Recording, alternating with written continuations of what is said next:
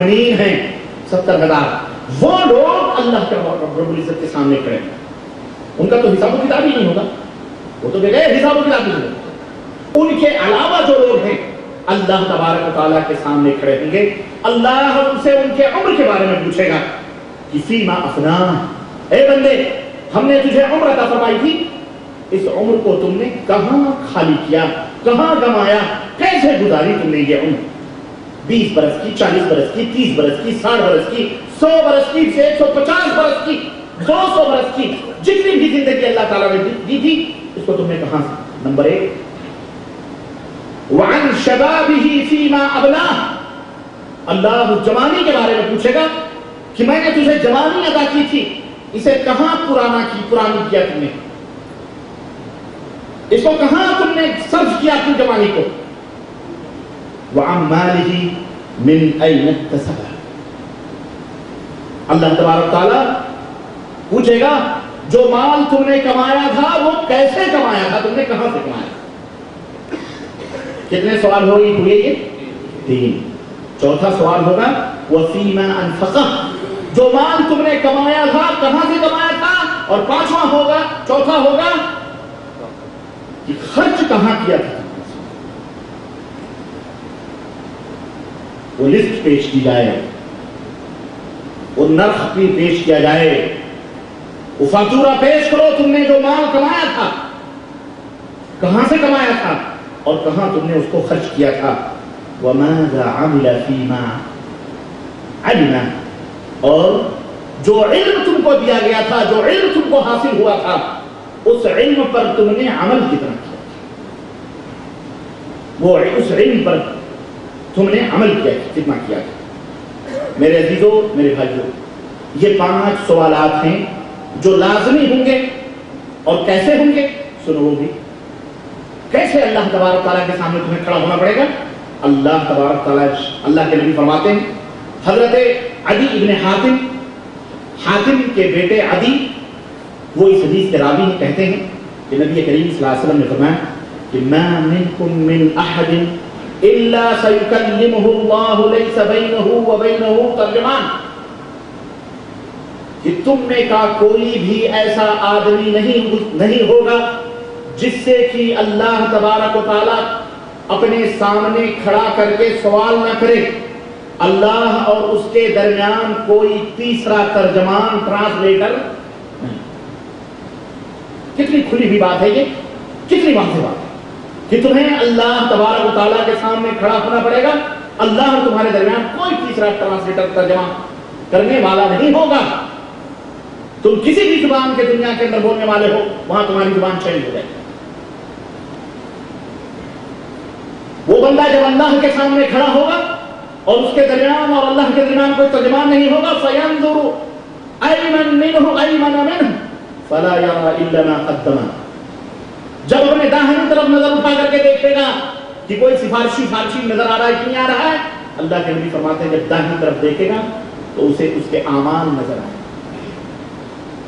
وَيَنْظُرُ أَيْسَرَ مِنْهُ فَلَا يَرَى إِلَّا مَا قَدَّمَ, اپنی بائیں طرف دیکھے گا تو وہاں اس کے اعمال نظر آئے. دائیں بھی اس کے اعمال, بائیں بھی اس کے اعمال. وَيَنْظُرُ بَيْنَ يَدَيْهِ فَلَا يَرَى إِلَّا النَّارَ تِلْقَاءَ وَجْهِهِ, اور جب اپنے سامنے نظر اٹھا کر کے دیکھے گا تو چنگھاڑ مارتا ہوا دوزخ, چنگھاڑ مارتی ہوئی جہنم اس کے سامنے, آگ نظر آئے گی اس کے سامنے. اللہ کے نبی فرماتے ہیں فَاتَّقُوا النَّارَ, اے میری امت کے لوگوں اس آگ سے بچو. وَلَوْ بِشِقِّ تَمْرَةٍ, بھلے کھجور کے ایک ٹکڑے ہی کے ذریعے. آپ سوچیں ایسی سچویشن میں جب داہنے بھی تمہارے اعمال, بائیں بھی تمہارے اعمال اچھے یا برے, اور سامنے چنگھاڑ مارتا ہوا دوزخ کی آگ ہوگی چنگھاڑ مارتی ہوئی, اور اللہ کے سامنے تم کھڑے ہو تو تمہارا کیا حال ہوگا, ہمارا کیا حال ہوگا. یہ روایت صحیح مسلم کے اندر ہے. دوستو اور بھائیوں, اللہ عز و جل کے سامنے بالکل آپ یوں سمجھنا جیسے میدان محشر میں ہیں, اور اس وقت آپ اللہ رب العزت کے سامنے کھڑے, اور اللہ تبارک آپ کے سامنے وہ دوزخ کی آگ بھی ہے. اور ایسا محسوس کریں, ایسا تصور کریں کہ آپ کو ان 5 سوالات کے جوابات دیں. واللہ یہاں سے اٹھنے سے پہلے ہم بھی آپ بھی یہ فیصلہ کر کے اٹھیں گے کہ ہم جنتی ہیں یا جنتی. کسی مولوی، کسی عالم، کسی ادھر ادھر سے پوچھنے کی ضرورت نہیں.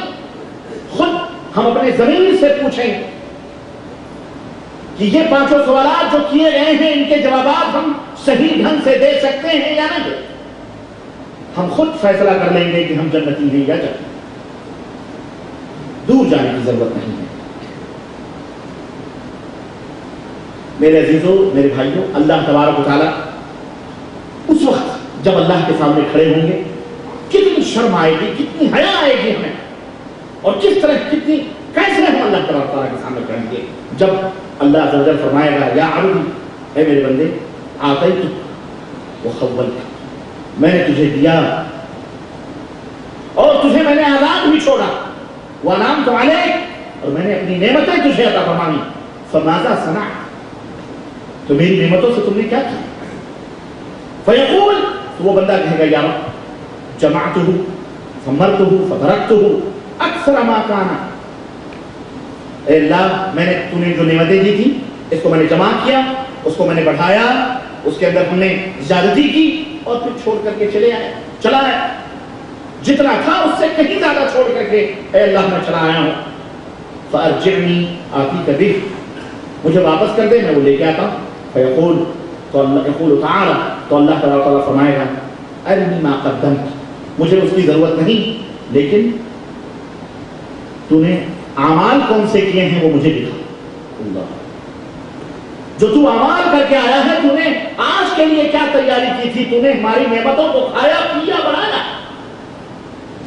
چھوڑ کے بھی آ گیا، لیکن تو نے آج کے لیے کیا پیش کیا تھا، یہ چیز تو وہاں چھوڑ کے آیا، آج کے لیے تم نے کیا کمایا تھا وہ مجھے پیش کر.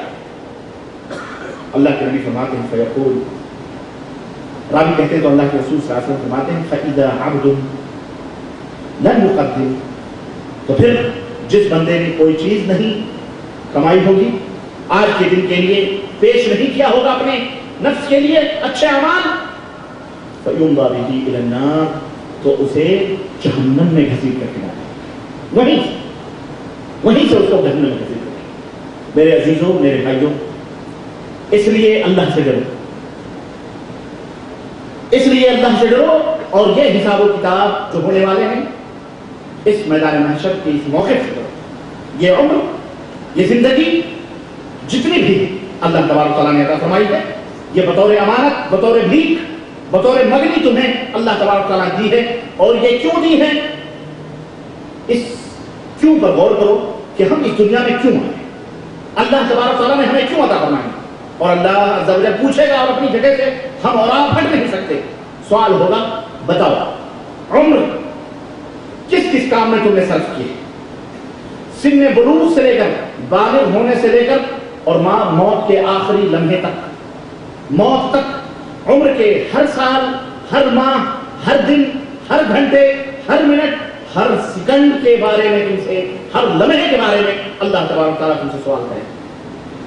اس سال تم نے کیا کیا، اس لمحے تم نے کیا کیا، اتنے گھنٹے میں تم نے کیا کیا.